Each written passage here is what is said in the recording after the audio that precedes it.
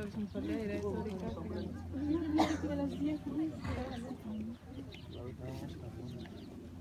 Der er nok det blå der først. Ja, det er fordi...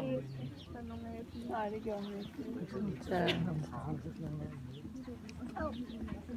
Hej Katrine. Emma.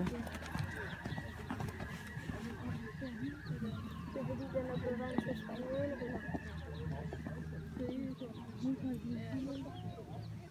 Fordi at hun løsspringer den. Sådan hvor man bare har noget på den, og så har man bare en pis. Og så har man spring, og så får man den bare til at løbe over. Uden noget på.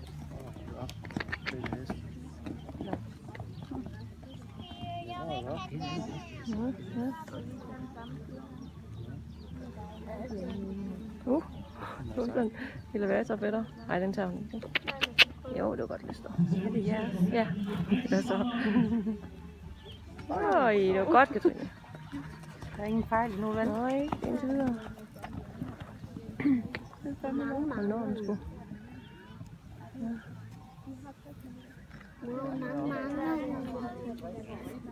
Så spændende.